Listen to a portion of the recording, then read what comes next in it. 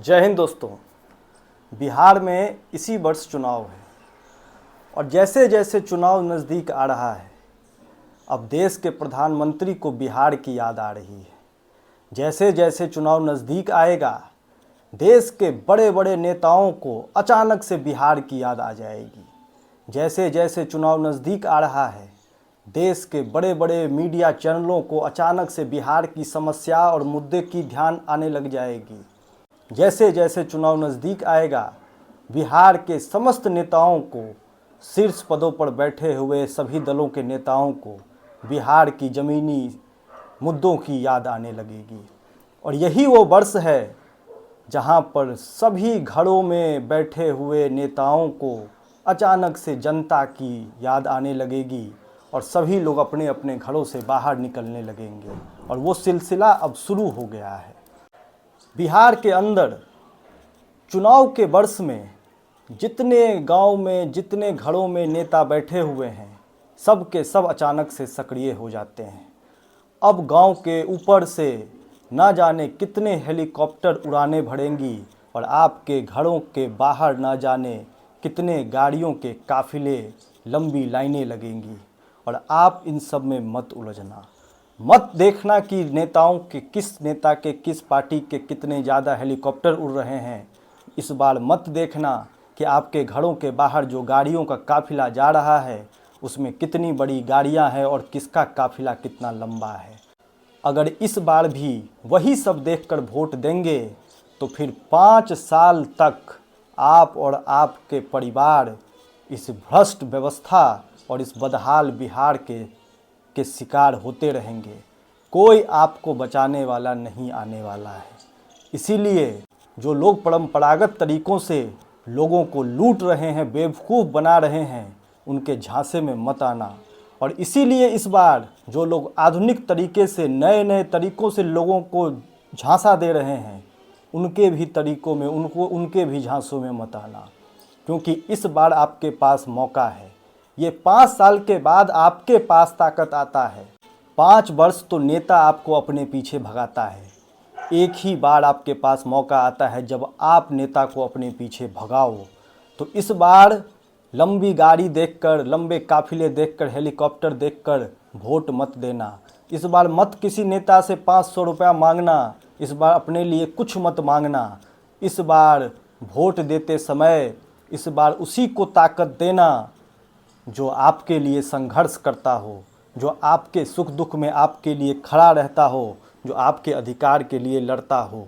नहीं तो ये चुनावी मौसम के नेता आपके घरों पर, गाँवों में आएंगे और आपसे झूठे वादा करके आपको कुछ चंद पैसे देकर, कुछ चंद तत्कालिक आपको मदद करके आपका वो बेशकीमती वोट आपसे लेकर चले जाएंगे, जिसके बाद 5 साल तक आपके प्रखंड में आपका बीडीओ, आपका सीओ, आपका पंचायत का मुखिया, आपका वार्ड सदस्य आपको लूटता रहेगा। ये पूरी व्यवस्था आपको लूटती रहेगी। आपके ऊपर जब भी आपको कभी किसी की ज़रूरत पड़ेगी कोई आपके लिए खड़ा नहीं होगा।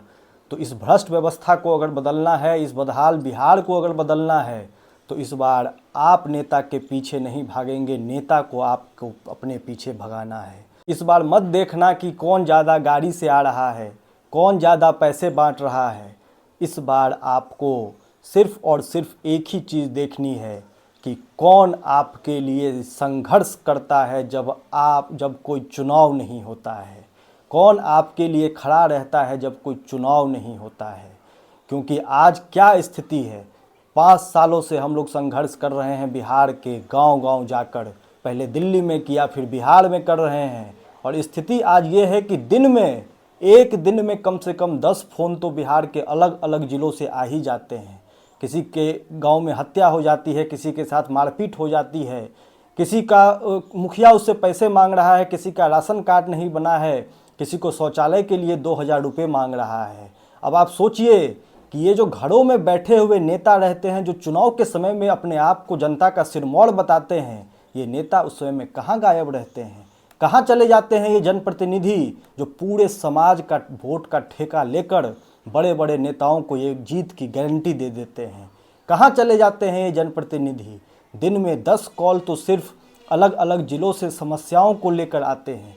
पिछले कुछ ही दिनों की बात है, मधुबनी के फुलपरास प्रखंड के घोघरडीहा में एक अमीन की हत्या कर दी जाती है। वो अमीन किसी सरकारी ज़मीन पर अतिक्रमण हटाने के लिए वहाँ पर गया था और उसकी हत्या हो गई। आप सोचिए, कोई वहाँ का स्थानीय नेता वहाँ खड़ा नहीं हुआ, कोई जनप्रतिनिधि वहाँ नहीं पहुँचा, पुलिस प्रशासन वहाँ नहीं पहुँचा। सारा सेटिंग रहता है। हमारे पास फ़ोन आया तब हमने थाना प्रभारी को फ़ोन किया, तब वहाँ पर पुलिस प्रशासन पहुँचा। आप बताइए कि ये जो तथाकथित नेता हैं, स्थानीय नेता, जो वहाँ पर लोगों के वोट का ठेकेदार बनते हैं और शीर्ष नेतृत्व से पैसा ले लेते हैं, ये लोग आपके वोट की सिर्फ सौदेबाजी कर सकते हैं, आपके लिए खड़े नहीं होते हैं। उसमें से बहुत सारे ऐसे लोग हैं जो आपके लिए 5 साल तक लड़ते हैं, आपके लिए खड़े रहते हैं। आप चुनाव में उनको वोट दे न दें, वो समाज के लिए खड़े रहते हैं। ऐसे लोगों को ताकत दीजिए जो आपकी ताकत बन सकते हैं। आपको कभी संघर्ष नहीं करना पड़े, इसके लिए अपना घर परिवार छोड़ के संघर्ष करते हैं।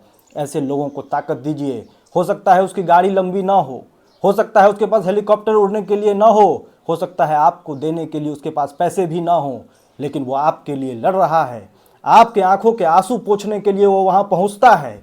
ऐसे लोगों को ताकत दीजिए और इस बार ताकत देने में गलती मत करिएगा, क्योंकि इस बार अगर आपने गलती कर दी तो फिर 5 साल तक आपको इस बदहाल व्यवस्था का शिकार होना पड़ेगा।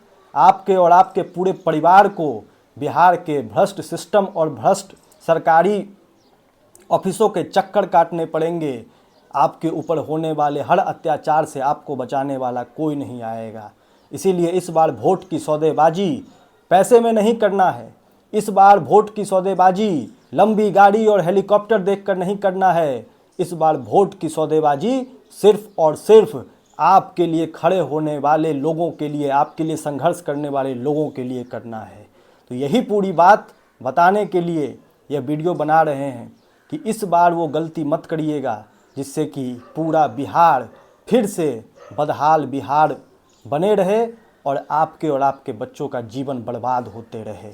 जो लोग परंपरागत तरीके से आपको झांसा दे रहे हैं उनसे भी बचकर रहिए, और जो लोग आधुनिक तरीके से नए नए तरीक़ों से आपको झांसा दे रहे हैं उनसे भी बचिए। जो नौजवान साथी हमारे हैं, भैया पेट्रोल गाड़ी में कोई भी दे सकता है, 500 रुपये का पेट्रोल आपके गाड़ी में कोई भी भरा सकता है, उसका झंडा मत लगाना। झंडा तब लगाना जब वो लोग आपके लिए संघर्ष करने वाले लोग हों, उन्हीं का झंडा लगाइएगा और उन्हीं के पीछे दौड़िएगा। नेता को अपने पीछे दौड़ाइए, नेता के पीछे मत दौड़िए। और इस बार ये प्रण लेकर रहना है कि इस बार जो लोग 5 साल में एक बार घर से निकलते हैं, उनके लिए संघर्ष, उनके लिए उनको आगे नहीं बढ़ाना है, उनको ताकत नहीं देना है। बिहार में राजनीति का मतलब सिर्फ चुनाव ही होता है।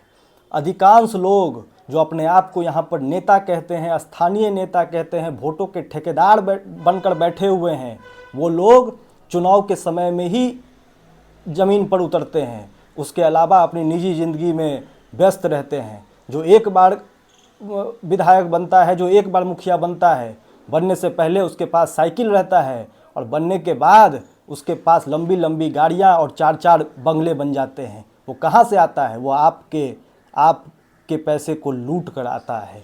तो ऐसे लोगों से बच कर रहिए, ऐसे लोगों के झांसों से बच कर रहिए और अपने बच्चों के अधिकार और उसकी शिक्षा और स्वास्थ्य के लिए वोट करिए, ताकि बिहार की इस भ्रष्ट व्यवस्था को इस बार मजबूती से चैलेंज किया जा सके और नेता के पीछे इस बार लोग ना दौड़ें, बल्कि नेता लोगों के पीछे दौड़ें। बहुत बहुत धन्यवाद। जय हिंद, जय बिहार, जय मिथिला।